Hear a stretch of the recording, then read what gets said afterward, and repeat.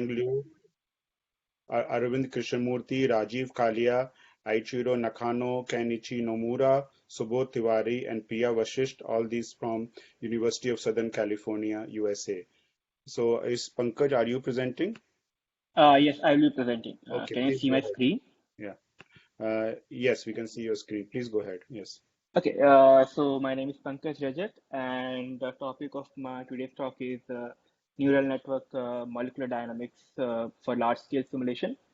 Um, okay, so let me first start with a brief outline of my talk, which consists of a general introduction about machine learning force field models for molecular dynamics simulation, followed by our proposed model, which we call RxMD NN force field, which for direct prediction of atomic forces, and which consists of how these models are designed, such as feature vector representation, training, architecture design, and the performance of the proposed RxMDNN model for large-scale simulation.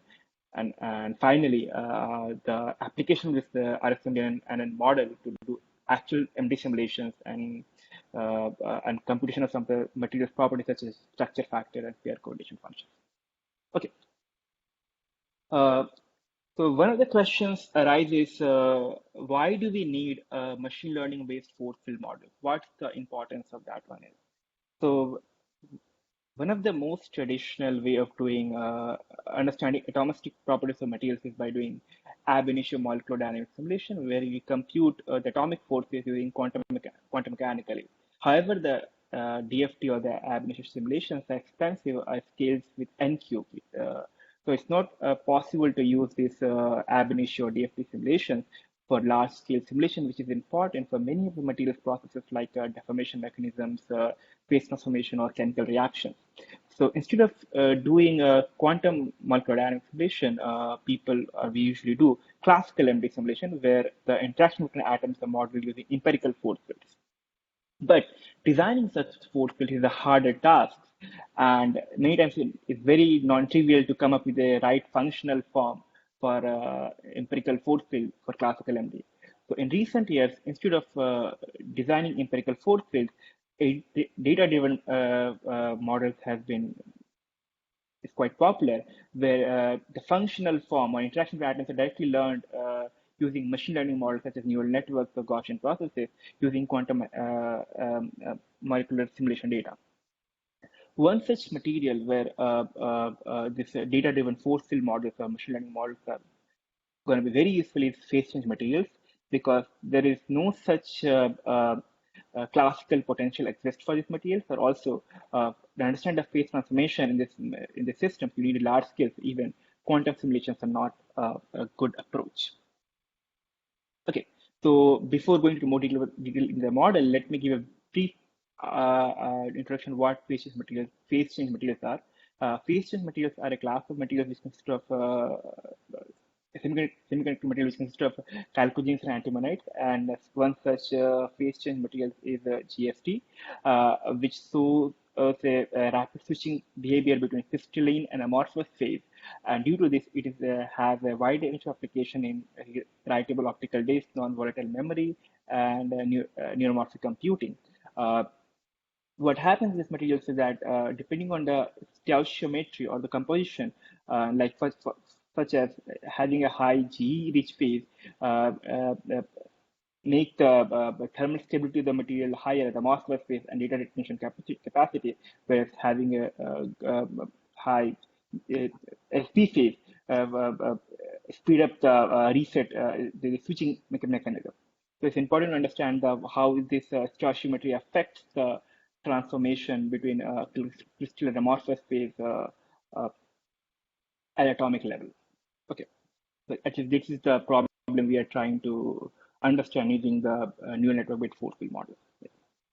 Okay, so to give a brief outline of the existing machine learning force field model for extended or large scale simulations, one is Gaussian processes, which is a non-parametric model where in its core, what it does is that it creates a covariance kernel in the training data set to compute the energy inputs of the test or the test points or the during MD. So, but this particular model, Gaussian processes, the covariance kernel depends on training size, hence it's not suitable for multi-component systems where you need large number of training examples to actually learn the right representation of the model. So another approach is a parametric approach or neural network-based model where each atom you total energy is approximated per atom energy. That means you take an atom, design some and its neighbor information, and compute its atomic energy. And using that atomic energy, you do for all the atoms and compute total system energy. And then you also need one more backward pass to get the forces on the atom. That means when you do MD, even during MD, you need both the forward pass and the backward pass to do MD calculations or do the simulation, which is kind of again an insufficient way of or slower process. Okay, so our intuition is that since to do actual MD simulations, we only need the forces. So there is a way can we directly design a model which can directly predict atomic forces and bypass the whole energy computation. But it's a challenging task because, as we know, the energy is a scalar quantity, but force is a vector quantity. So that means that the representation of atomic environment which you need for direct force models has to be covariant rotation, translation, permutation, unlike energy models where this representation of feature vector has to be invariant rotation, translation, or permutation. Inspired with the Baylor's approach, where they use radial and angular symmetry functions, depending on the parameters, which captures the atomic information at different distances or the angle at different angles, we designed another feature vector which is more suitable for direct force models, which has some kind of directional information or projection of local environment at different directions, such as x, y, and z coordinates. For the radial to capture two-body interaction and to capture the three-body interaction, a similar feature vector is designed by taking the derivative of the original Palinur's angle symmetry function to design the three-body interaction which captures the bond bending and bond stretching. Using the proposed model, then we have trained a neural network model on the GST data, which is quantum data at 500, 700 Kelvin temperature. And this is the training accuracy of the model to prediction of forces for different Fx, Fy, Z forces for the all the 9 components present in the system, like G, S, P, and T, and other 3 directions, and a distribution of error in the training of the forces. Okay. This is the basic training and the static test errors on the model on the held out test set. So next things, we have implemented this RSMD and unfortunately our existing RSMD software, which is designed for reactive molecular simulation to do to large scale simulation on supercomputers to up to supercomputers and has implemented several kind of functions like neighborhood domain decomposition to for linear scaling for n-tuple computation and six-way communication using message passing and single node performance using OpenMP multi-threading. So we looked at the performances of our model, the RSMD, on the scaling on the Mira supercomputer Argonne National Lab, where the minimum number of nodes were used 1024 up to the full machine, and during the weak scaling, the number of atoms at each per core node is kept constant at 2500 20, and the parallel synthesis computer has the product total number of atoms by the number of MD steps per second. And we observe a weak scaling of 0.9n, which is probably a good scaling shows for the existing model. Similarly, we looked at the strong scaling also, where the total number of atoms is kept approximately 0.3 billion, and the number of cores are changed between 12,000 to up to 78,000, the full machine of the Mira. And here we observe a strong scaling speed up of 55 with a corresponding parallel efficiency of 0.861. Compared to weak scaling, the parallel scaling is a little bit low, but mostly because of this bottleneck associated with computation and communication. Okay. So next thing is that when we design force field for neural network molecular dynamics simulation, just looking at the training and test error is not enough because the phase space or the state space of the all possible atomic configurations is too huge. No matter how much data you use, like even if you 100,000 data sets, that's still a very small part of the entire phase space.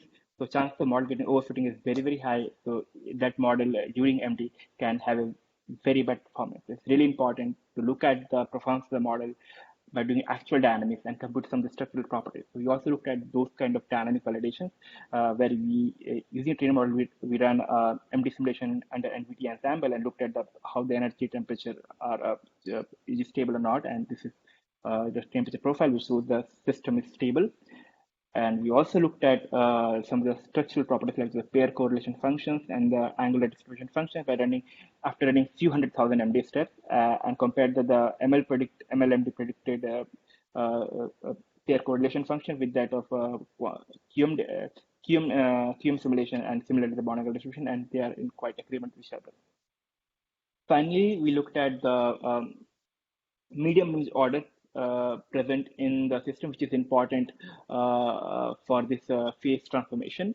And what was the real origin for the this medium range order? So to do that, we computed the structure factor by taking the Fourier transform of the real distribution functions and did the simulation for different composition of this GST. And we observed that when the system have a TE deficient, like they're like a smaller concentration of TE, then you observe the presence of this first shaft diffraction peak, which is indication of the presence of medium range order in the system consistent with the experimental observation. So in summary, we designed a model called RxMDNN to directly predict atomic forces for large scale and faster compression of large scale MD simulations. Look at the performance of this proposed model for its weak scaling, strong scaling of the Argon supercomputer, and computed also looked at the validation of the model using some of the calculation of structural properties by running MD. Thank you. Okay. Thank you, Pankaj. That was interesting talk and something new we learned. So, are there questions to Pankaj? It can be asked now. Okay. In the meantime, Pankaj, I have one question, a couple of questions. So first Yeah. thing is that since you are doing simulations or molecular dynamics simulations, so data is a problem, or data you are generating by simulating the data also? So for training, you need to have quantum data. So definitely, yeah. So that's the time-consuming part because you need to have, different. As I said, like, you have an atom, you have a neighborhood of the atom. So you have to Right, have all possible neighborhood like compressed, expanded, right, defects, non-defects. So you really don't know how much you need it because if I have a 10 Armstrong cutoff, it's a continuous space, right? So right.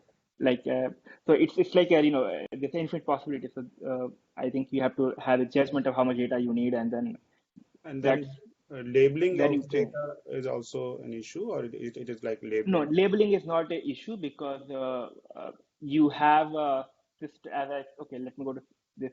This is a basically model you're having, Yeah. right?